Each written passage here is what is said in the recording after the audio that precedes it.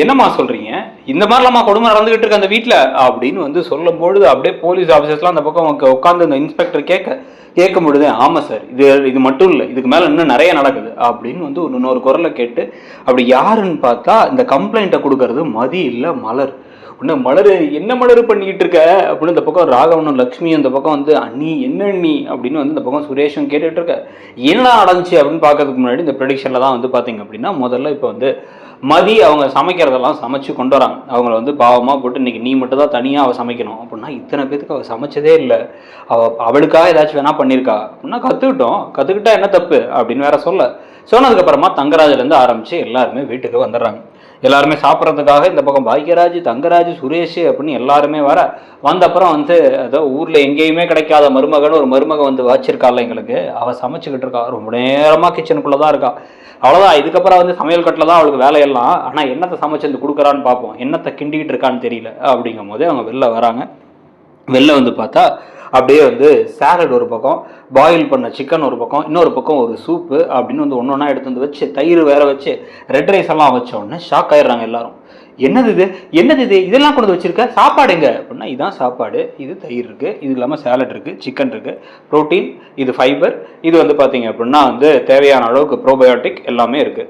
So கார்ப்ஸும் இதில் வந்துடும். So இதில் வந்து எல்லாமே நீங்கள் சாப்பிட்டுக்கலாம் அப்படின்னு வந்து அவங்க சொல்லிக்கிட்டு இருக்க. என்ன எங்களை பார்த்தா என்ன லூஸ் மாதிரி தெரியுதா, இதெல்லாம் யார் சாப்பிட்ற சாப்பாடு, குழம்பு காய் கறி 2 பொரியல்லாம் வைக்கணும்னு சொன்னேன், அதெல்லாம் வைக்கலையா அப்படின்னா அதெல்லாம் எனக்கு வைக்க தெரியாது, நான் ஹெல்த்தியாக தான் சாப்பிடுவேன், எங்கள் வீட்லேயும் நான் ஹெல்த்தியாக தான் சாப்பிடுவேன் அப்படின்னா அது உன் வீட்டில் நீ என்ன வேணாலும் பண்ணியிருக்கலாம், இந்த வீட்டுக்கு ஒரு பழக்கம் இருக்குது அப்படின்னு சொன்னதுக்கப்புறமா வந்து இந்த பாருங்க இதான் கரெக்டான முறையில் சாப்பிட்றது. ஒவ்வொரு வேலையும் ஏதோ கல்யாண சாப்பாடு மாதிரி வந்து அத்தனை வேலையில் வந்து ரசத்தை வச்சு சாம்பாரை வச்சு குழம்ப வச்சுன்னு சாப்பிட்றதுலாம் நல்லதும் கிடையாது. வீட்டில் இருக்கவங்களை கொடுமைப்படுத்தி கிச்சனுக்குள்ளேயே இருக்க வைக்கிறதுக்காக செய்கிற விஷயம். இதெல்லாம் செய்கிறதுக்கு டக்குன்னு போய் செஞ்சுட்டு வந்துடலாம். நான் முதல் தடவை இத்தனை பேருக்கு செய்கிறாங்கிறனால அதுக்கு கொஞ்சம் டைம் எடுத்துருச்சு. ஆனால் இதுக்கப்புறம்லாம் எல்லாரும் சேர்ந்து செஞ்சோன்னா ஒரு 3/4 மணி நேரத்தை முடிச்சிடலாம். இந்த வீட்டில் நீங்களும் தானே இருக்கீங்க, நீங்களும் ஹெல்ப் பண்ணலாம்ல அப்படின்னு வந்து லக்ஷ்மியை பார்த்து கேட்க, ஓ என்ன வேலை செய்ய சொல்றியா, நான் ஒன்று செய்ய சொன்னதுனால எல்லாரும் முன்னாடி வச்சு என்ன அசிங்கப்படுத்துறியா அப்படின்னு வந்து பேசிக்கிட்டு இருக்கும் பொழுதே வந்து சுரேஷ் வந்து இந்த பார் ஒழுங்காக போய் சமைச்சு எடுத்துட்டு வா, நாங்கள் என்ன சாப்பிட்றோமோ அதை தான் நீ சமைக்கணும், நீ சமைக்கிறத எங்களால் சாப்பிட முடியாது அப்படின்னு வந்து பேசினோடனே என்ன மாப்பிள்ள பொண்ணுவ இதெல்லாம் யாராவது சாப்பிடுவாங்களா மாப்பிள்ள, என்னதான் அவங்க வீட்டில் கற்றுக் கொடுத்தாங்களோ, என்ன குடும்பம் அது அப்படின்னு திருப்பி என் குடும்பத்தை பற்றி பேசாதீங்க அப்படின்னு ராகவனை பார்த்து கையை நீட்டி இந்த பக்கம் இவங்க மதி சொன்ன உடனே வந்து ஷாக் ஆகி ஒன்று என்ன எங்கள் அப்பாவை பார்த்து கை நீட்டுறியா அப்படின்னு வந்து சொல்லிட்டு எட்டி ஒரு உதைக்கிறாரு. அந்த சேலடை அப்படியே வந்து அந்த சேலட் அப்படியே பறந்து போய் விழுந்து அப்படியே உடம்பு அங்கே எல்லா இடத்துலையும் தெரிக்குது. அதில் பாதி இது வேற வந்து இந்த பக்கம் மதி மேலேயும் தெரிக்குது. மதி அப்படியே விலக பார்க்க அவங்க மேலே அந்த காயெல்லாம் வந்து பட்டு அந்த சேலட் ட்ரெஸ்ஸிங்கோடு இருந்ததெல்லாம் பட அவங்க அப்படியே ஷாக் ஆகி பார்த்ததுக்கப்புறம் இந்த பார் இந்த வீட்டுக்குள்ளே நீ இருக்கவே கூடாது, ஒரு நிமிஷம் கூட இருக்கக்கூடாது அப்படின்னா நான் தான் அப்போவே அவள் சமைக்கிறதுக்கு வந்து கஷ்டம், நான் ஹெல்ப் பண்ணுறேன்னு சொன்னேன்ல அப்படின்னு ஒன்று வந்து என்ன அவளுக்கு சும்மா கூட உட்காந்து இவளுக்கு இப்படி தான் பண்ணணும் அப்படி தான் பண்ணணும், நீ ஏன் எல்லாத்தையும் பண்ணி கொடுத்தலான்னு பார்க்குறியா, நீ ஏமாளியாக இருக்கலாம், நாங்கள் ஏமாளியாக இருக்க முடியாது, நீ ஏன் பண்ணணும், அவளும் இந்த வீட்டில் தானே இருக்கா அப்படின்னா அப்போ நீங்களும் பண்ணுங்க, நீங்களும் இந்த வீட்டில் தானே இருக்கீங்க, ஏன் உங்கள் பையனையும் பண்ண சொல்லுங்கள், அவர் இங்கே தானே இருக்காரு அப்படின்னா அவன் வேலைக்கு போகிறான், அவன் போலீஸ்காரன் அப்படின்னா நான் வேலைக்கு போகும்போதும் வந்து நான் ஹெல்ப் பண்ணேன், ஆனால் அவர் எந்த ஹெல்ப்பும் பண்ண மாதிரி தெரியலையே, கிச்சனில் அவரை ஹெல்ப் பண்ணலாமே, ஏன் இப்போ ரிட்டையர் ஆகி தானே நீ இவரும் இருக்காரு அப்படின்னு ராகவனை திருப்பி கை காமிச்சோடனே கட்டுப்பாயிடுறாங்க. ஆம்பளைங்களை போய் வேலை செய்ய சொல்றியா அப்படின்னு இந்த பக்கம் தங்கராஜ் கத்த, ஏன் ஆம்பளைங்களுக்கு சாப்பிட்றது மட்டும் சாப்பிட்றீங்கல்ல இப்போ வேலை செய்ய முடியாதா அப்படின்னு இந்த பக்கம் மதி கத்த. இந்த கோபத்தில் இந்த டென்ஷனில் எல்லாம் மாறி பேசிக்கிட்டே இருக்கும் பொழுது வீட்டை விட்டு வெளில போடி அப்படின்னு உள்ளார போயிட்டு சுரேஷ் என்ன பண்ணுறாரு, ஒரு பேக் எடுத்து வந்து திருப்பி தூக்கி எறிகிறார்.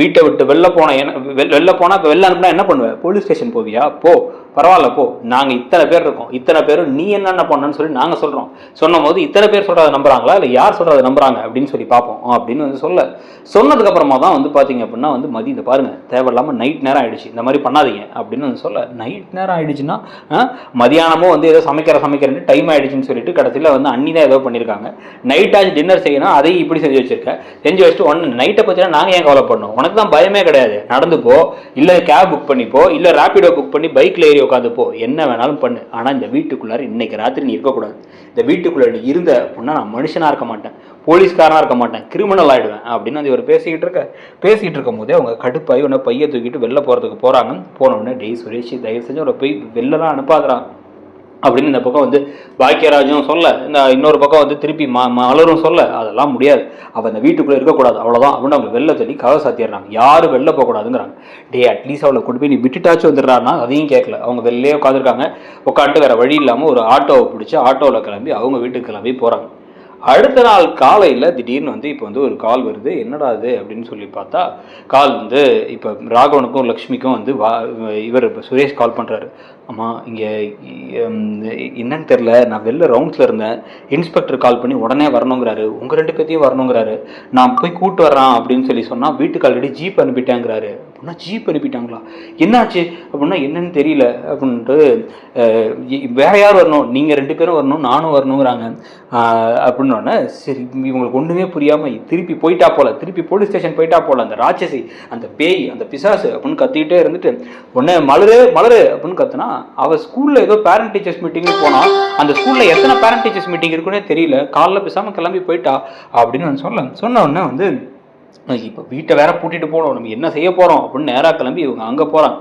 உள்ளார போனால் வந்து இவங்க கரெக்டாக இப்போ போலீஸ் ஜீப்பே வந்து நிற்குது. நீங்கள் தான் ராகவன் லட்சுமிமா, ஏறுங்க, சுரேஷோட அப்பா அம்மா தானே நீங்கள், வாங்க அப்படின்னு கூப்பிட்டு போகிறாங்க. கூப்பிட்டு போய் அங்கே கொண்டு போய் விட்டால் இன்ஸ்பெக்டர் வந்து அங்கே உட்காரு அப்படின்னு ஒரு பெஞ்சில் உட்கார வைக்கிறார். உட்கார வச்சுட்டு உங்கள் மேலே கம்ப்ளைண்ட் வந்திருக்கு அப்படின்னா, கம்ப்ளைண்ட்டா அப்படின்னா, ஆமாம், மருமகளை கொடுமைப்படுத்தினது, அர்த்தராத்தில் வெளில துரத்துனது, ரொம்ப தகாத வார்த்தையெல்லாம் பேசுறது, ரொம்ப வந்து மற்றவங்களை கஷ்டப்படுத்தி அந்த கஷ்டப்படுத்துறது தான் வந்து ஒரு வேலையாகவே வச்சுருக்கீங்களாமே அப்படின்னு வந்து சொன்ன உடனே வந்து அப்படிலாம் நாங்கள் பண்ணல சார், எல்லாம் பொய், அந்த மதி தான் எல்லாம் பொய் மேலே பொய் சொல்கிறா, ஒரு ராட்சசி அப்படின்னு இந்த பக்கம் லக்ஷ்மி கத்துனா, மதியா அது யாரு அப்படிங்கிறாரு இன்ஸ்பெக்டர். ஓ, நீங்கள் சுரேஷோட ஒய்ஃப்னு நினச்சிட்டிங்களா? இல்லை இல்லை இல்லை இல்லை, மதி, அந்த மதி அழகு மதி கிடையாது, இதை சொன்னது மலர், அழகு மலர் அப்படின்னா ஷாக் ஆகி இவங்கெல்லாம் திரும்பி பார்க்க, சுரேஷும் கொஞ்சம் ஷாக் ஆகி பார்க்க, அந்த பக்கம் அந்த ரூம்குள்ளே இருந்து கம்ப்ளைண்ட் கொடுத்த ரூம்லேருந்து எஞ்சி வெளில வராங்க, கையில் கம்ப்ளைண்ட் பேப்பரோட மலர் வந்ததை பார்த்து எல்லாரும் அதிர்ச்சியாக பார்க்கும் பொழுதே வந்து, இந்த பாருங்கள், நீங்கள் பண்ணது தப்பு, நீங்கள் எத்தனை தடவை சொன்னாலும் நீங்கள் பண்ணது தப்பு, நான் சொல்கிறத நீங்கள் கேட்குற மாதிரியும் தெரில, எல்லாரும் சேர்ந்து பொய் சாட்சி சொல்கிறாங்கிறீங்க, நான் சொல்கிறேன் சார், நான் அந்த வீட்டில் தான் இருந்தேன், மதியம் இவங்கெல்லாம் கொடுமைப்படுத்த தான் செஞ்சாங்க, நான் கம்ப்ளைண்ட்டாகவும் எழுதி வச்சுருக்கேன், இதை அவங்க பண்ண மாட்டாங்கன்னு எழுதி உத்தரவாதத்தில் வரைக்கும் நான் கம்ப்ளைண்ட்டை வாபஸ் வாங்க மாட்டேன் அப்படிங்கும் போது மதியும் வராங்க உள்ளார். அங்கே மதி உள்ளார் வந்துட்டு, அக்கா நீங்கள் ஏன்க்கா அப்படின்னா, இந்த பாரு மதி, நான் ரொம்ப நாள் அமைதியாக இருந்தேன், நான் அமைதியாக இருந்து என்ன அடிமையாக வச்சுருந்தாங்க, இப்போ ஒன்றையும் என்ன பண்ணுறாங்கன்னு எனக்கு தெரிஞ்சிருச்சு, நீ சொன்னதெல்லாம் உண்மைதான், நம்மளை கிச்சனுக்குள்ளேயே வச்சுக்கணுங்கிற மாதிரி தான் இவங்களோட எண்ணமாக இருக்குது அப்படின்னு சொல்ல, இவங்க ஒன்றும் புரியாமல் அப்படியே தகச்சு போய் நிற்க, அந்த பக்கம் ஒரு லாயரோட கிளம்பி திடீர்னு வந்து தங்கராஜ் வந்ததுக்கப்புறமா வந்து இவங்க வந்து என்ன மதி இப்படி பண்ணிட்ட அப்படின்னா வந்து, நான் பண்ணது சரிதானே, நீங்கள் அப்படி தான் பண்ணீங்க தானே, பொய் தானே சொல்லலான்னு பார்த்தீங்க, இப்போ நானும் அவளும் 2 பேரும் சொல்கிறோம், நீங்கள் எல்லாரும் என்ன வேணாலும் சொல்லுங்கள், என்ன நடக்குதுன்னு பார்ப்போம், என் புருஷன் யாருக்கு சப்போர்ட் பண்ணுறாருங்கிறதையும் பார்ப்போம் அப்படின்னு வந்து மதி அதிரடியாக ஒரு முடிவு எடுத்து, அவங்களுமே வந்து மலருக்கு வெளிப்படையாகவே வந்து மலர் வந்து மதிக்காக வந்து சப்போர்ட் பண்ணாங்க அப்படின்னா ஓகேன்னு நினைக்கிறீங்களா?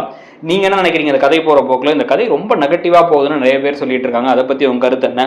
ஒரு குடும்பத்துக்கு கரெக்டான அளவு இவ்வளோதான் சமைக்கலாம் அப்படிங்கிறதுனா எவ்வளோ சமைக்கலாம்? எல்லா வேலையும் வந்து அப்படியே கல்யாண வீடு மாதிரி சாப்பாடு வைக்கணும்னு நினைக்கிறீங்களாங்கிறதையும் சொல்லுங்கள். அப்படியே மறக்காமல் இடம் பொருள் சேனலை சப்ஸ்கிரைப் பண்ணி நம்மளுடைய மற்ற ப்ரெடிக்ஷன் வீடியோஸையும் பார்க்கல அப்படின்னா பார்த்துருங்க.